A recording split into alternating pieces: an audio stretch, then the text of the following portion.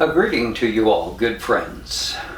It's been a half year since I put up a video for you, and I'm sorry about that. I won't go into excuses or anything, but I do have about a half dozen videos that I started and someday hope to finish, but have not been able to. So meanwhile, here's something a little bit lighter, and I hope it'll be entertaining in any case. Everybody seems to be in agreement that English spelling is not very logical. And it's true that many things in English spelling just are that way because they're that way, and there's hardly any explanation for any of it other than just, well, that's the way it is, and you have to accept it that way. One of the most famous demonstrations of this was a spelling of the word fish, which is G-H-O-T-I. And you ask, how can that spell fish? Everybody knows what fish is, and everybody knows the right way to spell it anyway is F-I-S-H. F is always pronounced F. I is usually pronounced I when it's in a closed syllable, and S-H is the normal way to spell sh. So F-I-sh works together to make fish. Well, the explanation for the spelling G-H-O-T-I says GH is the way you spell the F sound at the end of words like cough or enough. And O is the spelling for the I sound in the word women. And TI is the spelling for the sh sound in the word nation.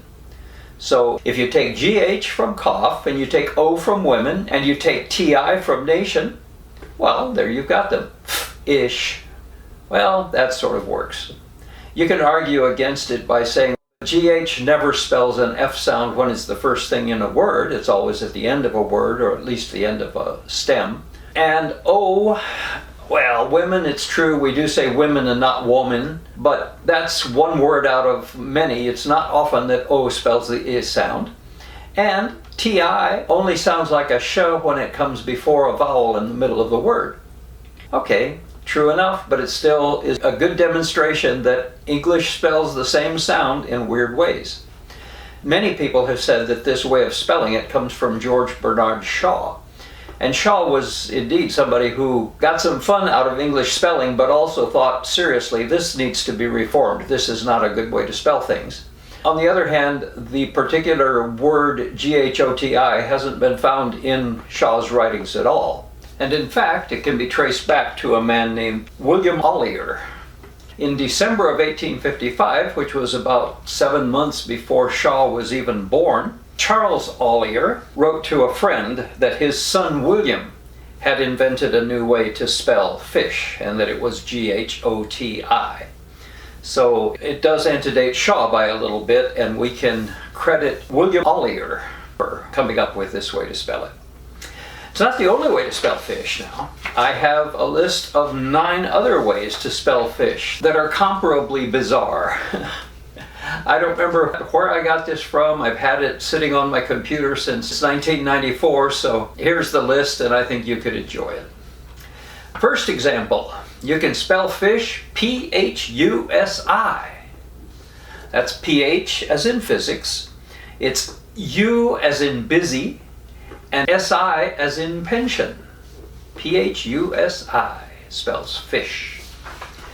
Another way to spell it is F-F-E-S-S. F-F is like in the word off. E is like in the word pretty. And S-S is like in the word issue. All right, that one works too. Here's another.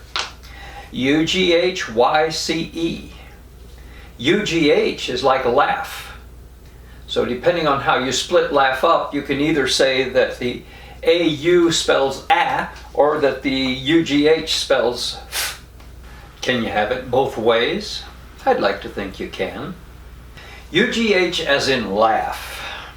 Y as in hymn. The hymn you sing, not the hymn that you saw.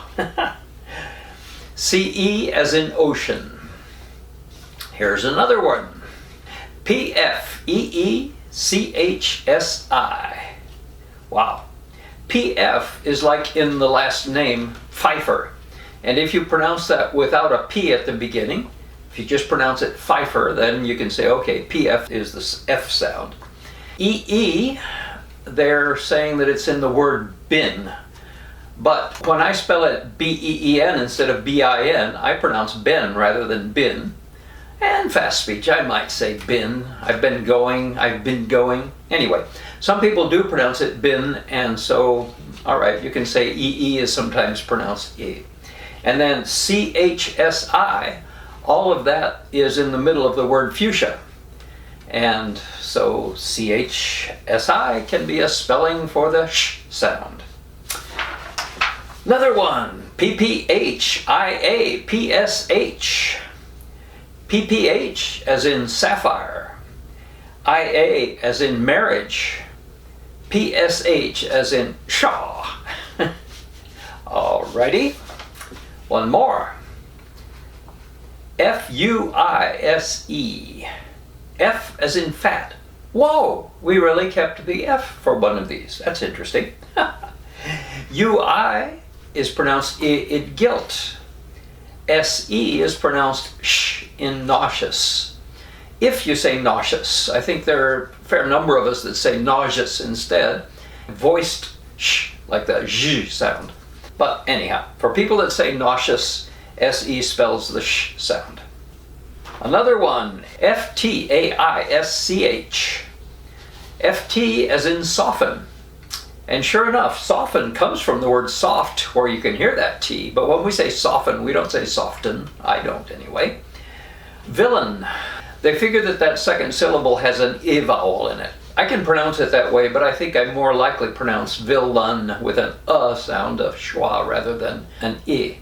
But if anybody says villain, then that one works, or AI as a case of I.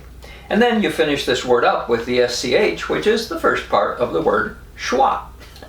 So F-T-A-I-S-C-H. And the last one would be U-E-I-S-C-I. The U is as in the word lieutenant.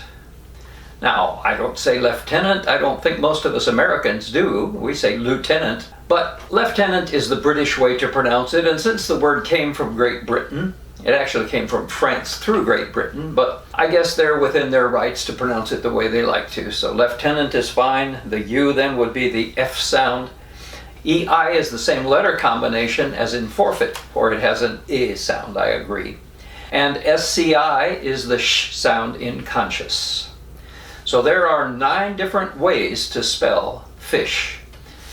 And if you get the idea that the F sound has a whole bunch of ways that you can spell it besides F, which is of course the most usual one, and that the I sound has a whole lot of ways to spell it besides I, which in closed syllables is the normal way to spell I, and that the sh sound has a lot of different ways to spell it besides the SH we think of as the prototypical way to spell it. You know what? You're right.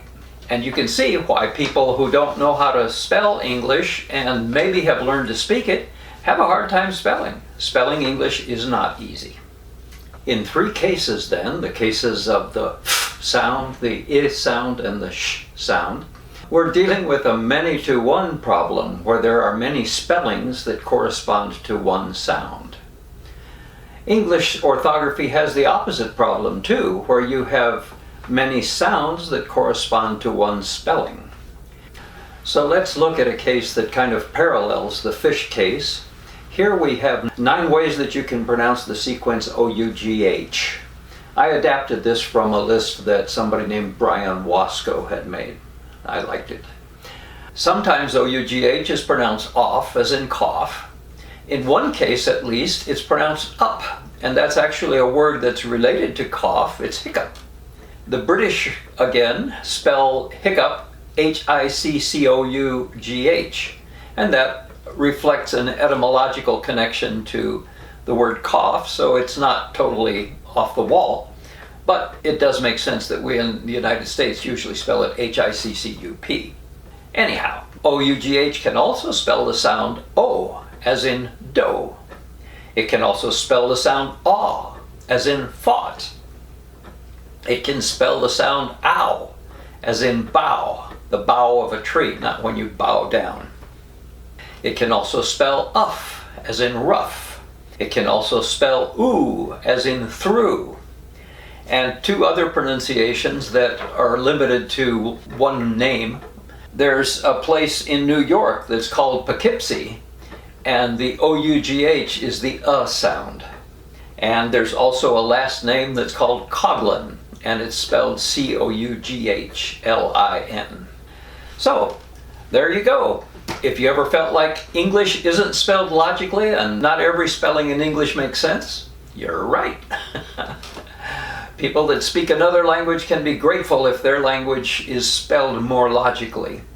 On the other hand, we get along pretty well with our English spelling, and I still think it's beautiful. Once you learn to use it, it works well.